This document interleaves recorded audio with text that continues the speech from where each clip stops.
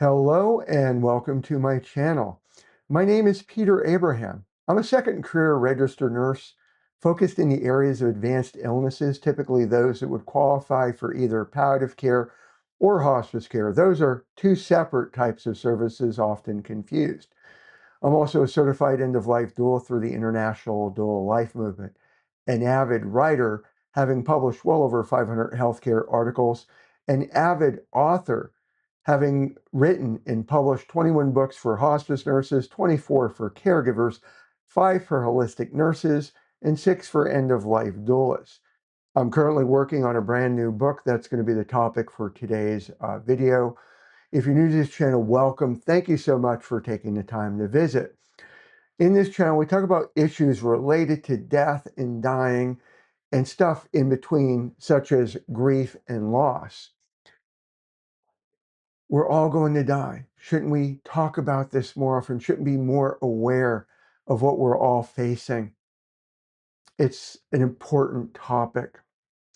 If these are topics of interest to you, please consider subscribing. I try to publish videos every Monday, Wednesday, and Friday, corresponding to when I publish articles on compassioncrossing.info. So on compassioncrossing.info, articles come out every Monday, Wednesday, and Friday morning. Occasionally, there'll be videos like today talking about writing a new book, but I'll have videos for my fellow hospice nurses, my fellow holistic nurses, caregivers, patients, family members, and fellow end-of-life practitioners who are often end-of-life doulas. If you do like what you're seeing, I do appreciate if you hit the like button. It's not about monetization. I may never become a monetized channel. It's more about getting the word out and spreading the videos so that YouTube shares the videos out there to raise awareness. So moving on to today's topic, and if you follow this channel for any length of time, I do my best to be strongly transparent. Today is Thursday, October 30th, 2025. I'm most likely going to be publishing this video in mid-November. I often film in advance of when I publish. It just takes the stress off of, ooh, I got to get a video out there. But I wanted to let all of you know of a new book I'm working on. I do not know, I doubt it will be finished mid-November, as today's October 30th. Anyone who knows me even a little knows that I'm weird. I'm autistic, high-functioning autistic. I'm also an introvert, INFJ, if you know what Myers-Briggs is. And I will typically work on a draft or the complete book cover before I actually start writing. I'll come up with, here are the goals for the book. I may come up with a chapter, or I shouldn't say a chapter, a book outline, a table of contents, draft table of contents. Because those of you who follow me, sometimes it's only going to be this many chapters, and next thing you know, there's anywhere from 1 to 5 additional chapters. But I'll work on that before I actually put pen to paper or I type in Microsoft Word my books.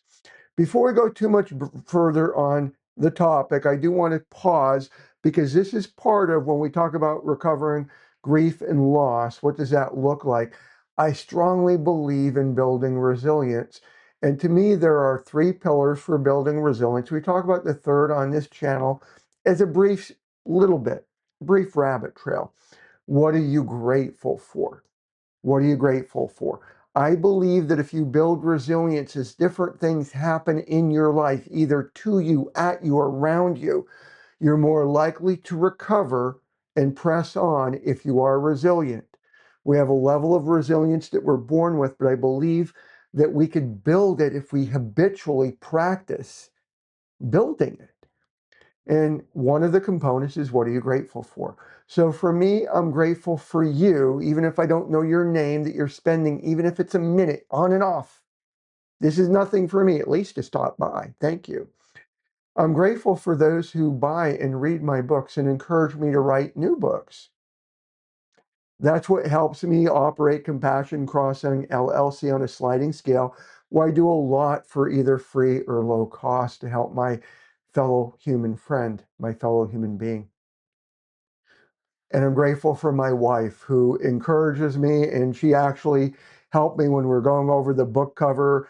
I went through several different iterations of this, and she's saying it's too dark. I'm like, I need it to be dawn breaking through the forest, thinking of Psalm 23. I need a level of, like, this is dawn, this is the sun coming up. It's not midday. So, but I'm grateful for her work. Well, can you make it a little bit more transparent in Canva? And no, I didn't do the actual image in Canva. I did the title, this is in Canva. I brought in the image from elsewhere, and it is copyright mine, my work from that. So with going on to today's topic, some of you may know I'm taking a grief class. I'm becoming a certified grief coach. It's not something required, just like to be an end-of-life doula. You don't have to be certified because it's an unregulated industry. And the only thing is, a grief coach, I can't say I'm a grief counselor because I'm not licensed as a grief counselor. So there's some nomenclature issues out there. But I'm taking a class on dealing with grief and loss. And what I'm noticing is that while there's a lot of good material out there, there's not a lot of faith-based in terms of like trying to bring in a complete picture. So what do I mean by complete picture? So there's many methods of healing through grief.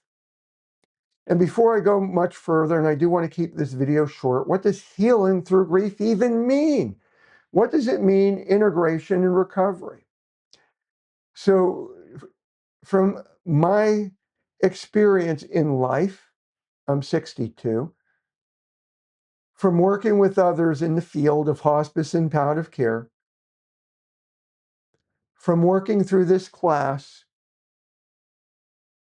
and from being a geeky nerd who just loves to read and research and dig in deep, in all honesty, grief never goes away.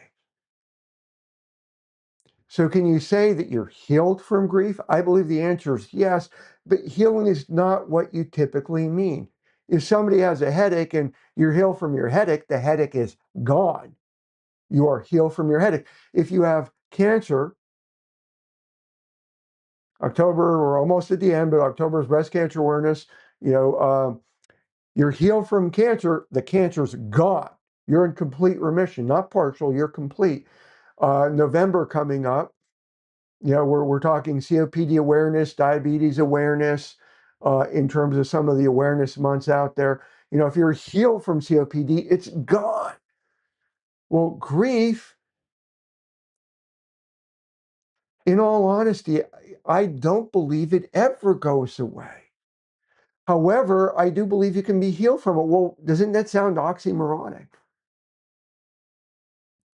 I believe the answer is no. I believe that what healing from grief, what that means to me and what I'm going to be writing about, and right now my table of contents, just rough table of contents, I'm looking at 34 chapters and about a half a dozen appendices. And I'm not even going to go into what those are at this point. I'm breaking the chapters down into different foundational parts because the goals of this book are several fold. One, I want to make it extremely clear to my reader, who hopefully is either a fellow Christian or somebody contemplating being a Christian, contemplating following Christ. I want to be very clear: grief is not sin. Being sad is not sin. Going through the different stages of grief, Elizabeth Kubler-Ross, being angry at God is not sin. The Bible will say, be angry and sin not. Be angry and sin not. So part of this process, from a Christian point of view that I want to bring out, I want to normalize that grief is normal. It's not a sin. Going through the grief walk doesn't have to involve sin. I'm putting it that way because it's be angry but sin not.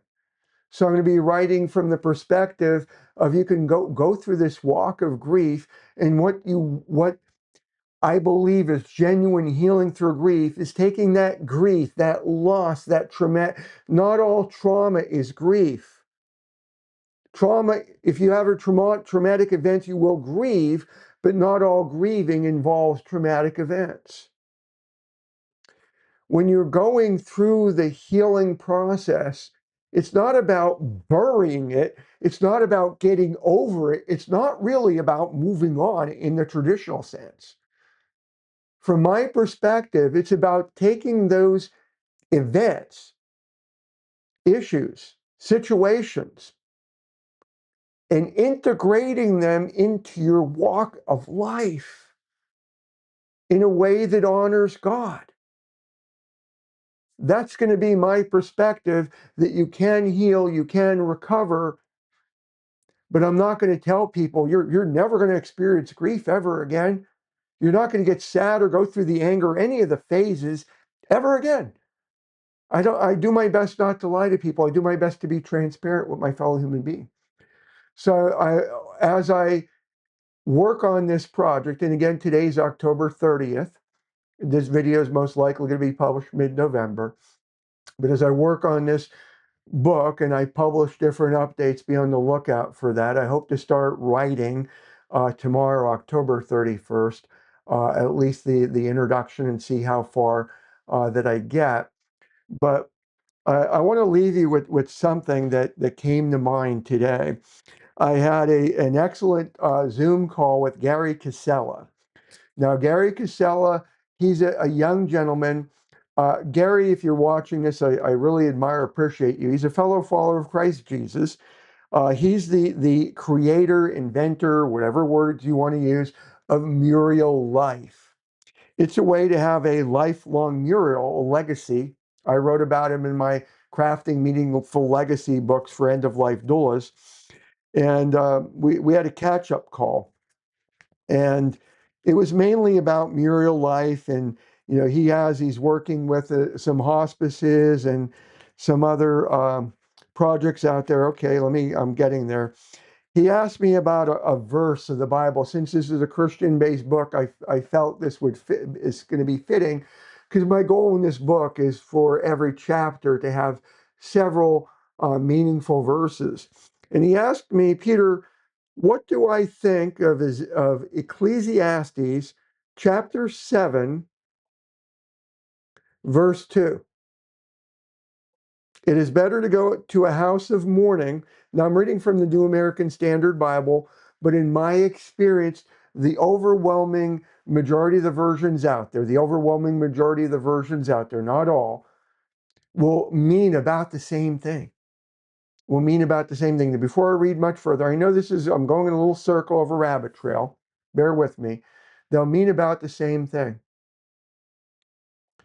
You know, the serpent fooled me, the serpent beguiled me, the serpent tricked me, the serpent duped me. They all mean about the same thing. So here, Ecclesiastes, it's better to go to a house of mourning than to a house of feasting, because that is the end of every person, and the living take it to heart.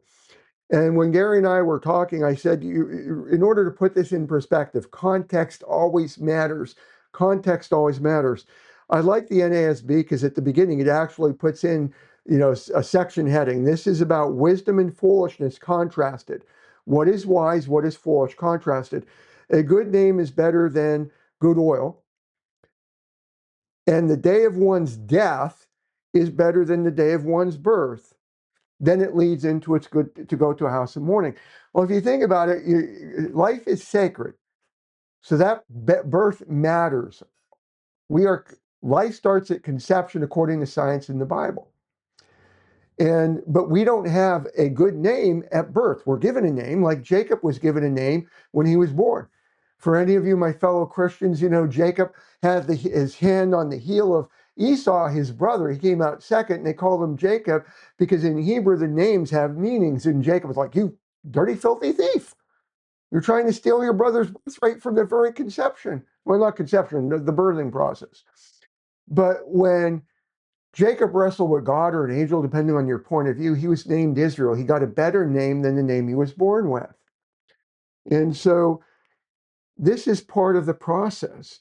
As we live, we're building a legacy as we live. If we can take these points in our life that are causing sadness and grief, and we don't want to, depression's not a sin, but we don't want to circle the drain. We don't want to stay there.